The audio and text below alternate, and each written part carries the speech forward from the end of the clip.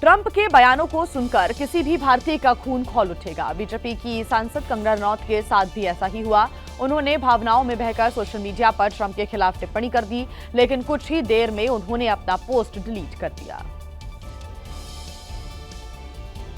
कंगना ने social media पर जो पोस्ट किया था उसमें ट्रंप को लेकर लिखा था कि आखिर ट्रंप के ऐसे व्यवहार के पीछे की वजह क्या हो सकती है।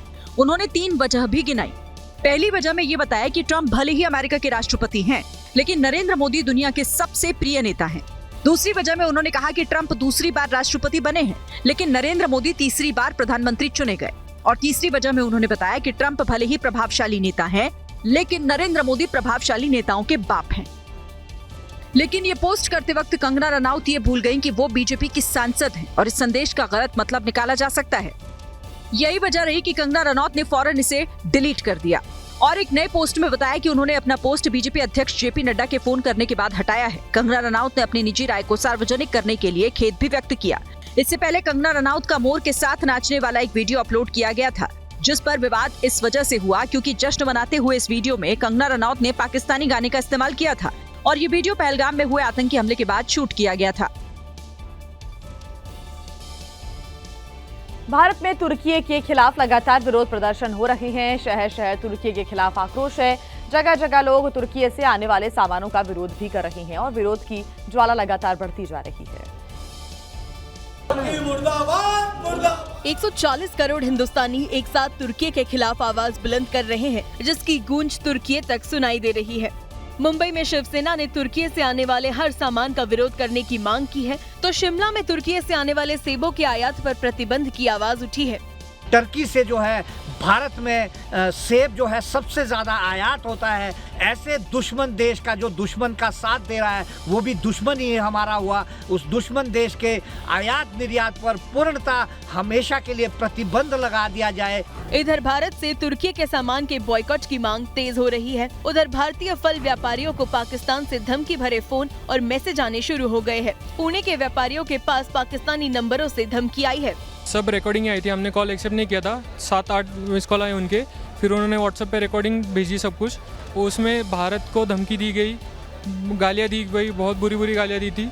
फिर टर्की और पाकिस्तान का आप कुछ नहीं कर सकते, आप एकजुट नहीं हो, ये ऐसा स्पेशली उन्होंने स्पेसिफिक ये किया था। हम डरते नहीं है उनकी धमकियों से, हमारा टर्की बॉयकॉट ये हर रहेगा ही।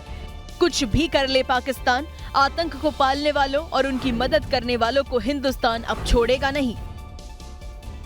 मध्य प्रदेश सरकार के कैबिनेट मंत्री विजय शाह की विवादित टिप्पणी का मामला तूल पकड़ता जा रहा है। कर्नल सोफिया कुरैशी पर की गई टिप्पणी की वजह से विजय शाह चारों तरफ से घिरे हुए नजर आ रहे हैं। हालांकि उनके इस्तीफे को लेकर पूछे गए सवाल को सीएम मोहन यादव टालते दिखे। कर्नल सोफिया कुरैशी पर अभद्र टिप्पणी करने वाले मध्य प्रदेश के मंत्री विजय शाह की मुश्किल कम होने का नाम नहीं ले रही है। कांग्रेस का कहना है कि विजय शाह का बयान माफी के लायक नहीं है। ऐसे में उन्हें तत्काल प्रभाव से उनके पद से हटा देना चाहिए, जिसे लेकर जब मुख्यमंत्री मोहन यादव से सवाल किया गया तो वो भड़क गए और सवालों की तोप का मुंह कांग्रेस की ओर ही मोड़ दिया। कांग्रेस तो करती रहेगी, कांग्रेस सिद्धारमैया से मांग ले। उनके मुख्यमंत्री रहते हुए कांग्रेस के सारे मंत्रियों पे मुकदमे चल रहे हैं। कांग्रेस केवल बात ही कर सकती है, कांग्रेस को तो अधिकार ही नहीं बोलने का। कांग्रेस ने जितनी बेशर्मी की हदें पार की है आज तक किसी ने नहीं की। केंद्रीय मंत्री डीडी उइके ने भी मामले में विजय शाह का बचाव किया है। निजी राय तो मेरी ये है कि उनकी व्यक्तिगत ऐसी कोई मंशा उस पर नहीं थी कि वो किसी का अपमान करे, लेकिन सरस्वती जी है जो भी उनसे त्रुटि हुई है, उन्होंने लगभग 10 बार सबसे माफी मांगी है। मध्य प्रदेश के मंत्री विजय शाह अपने बयान पर कई बार माफी मांग चुके हैं, लेकिन उनके बयान को विपक्षी दलों ने बड़ा राजनीतिक हथियार बना लिया है। मंत्री का बयान बीजेपी हाईकमान के गले की हड्डी बनता दिखाई दे रहा है।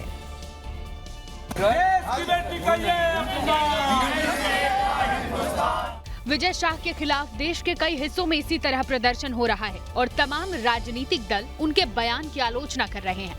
साथ ही साथ बीजेपी की नीयत पर भी सवाल उठा रहे हैं। भारतीय जनता पार्टी ने उसको संज्ञान में नहीं लिया, हाई कोर्ट ने संज्ञान में लिया, जो एफआईआर करने के निर्देश मिले वो भी ऐसी एफआईआर करी जिसको रफा दफा किया जा सकता है। विजय शाह का मुद्दा महाराष्ट्र में भी गूंज रहा है और उद्धव गुट के सांसद संजय राउत ने ऐसे बयान दे दिया जो नया विवाद खड़ा कर सकता है। ये जो विजय शाह है ना, तो शाह ऐसी बात करेगा, कोई भी शाह देशभक्त नहीं है। विजय शाह के बयान पर एनडीए के सहयोगी भी आग बबूला है। बहुत ही शर्मनाक बयान है उनका। मैंने हम लोगों को भी शर्म लगता है कि ऐसे लोग राजनीति में हैं। इंदौर में विजय शाह के खिलाफ कार्रवाई भी देखी गई। वन अधिकार समिति के कार्यक्रम के पोस्टर में विजय शाह की तस्वीर लगी थी जिसे हटा दिया गया और उनकी जगह पीएम मोदी की तस्वीर लगा दी गई। कर्नल सोफिया कुरैशी पर दिए गए विवादित बयान को लेकर अब मध्य प्रदेश के मंत्री विजय शाह की मुसीबत खत्म नहीं हो रही है कि अब समाजवादी पार्टी के नेता रामगोपाल यादव ने नया विवाद खड़ा कर दिया है।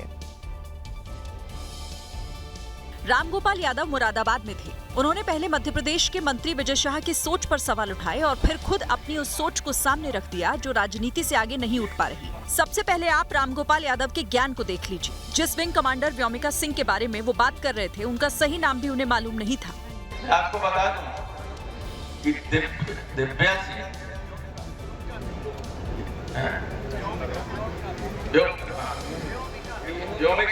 व्योमिका सिंह सॉरी।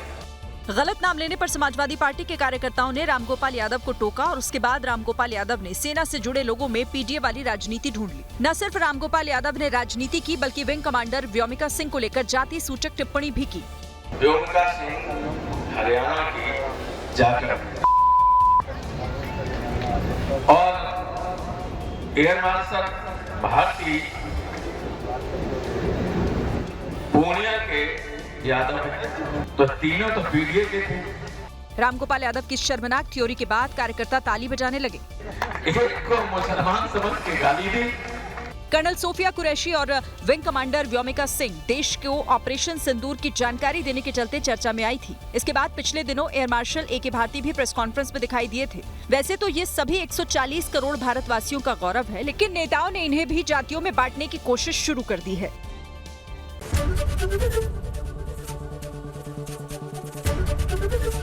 एबीपी गंगा, खबर आपकी, जुबान आपकी।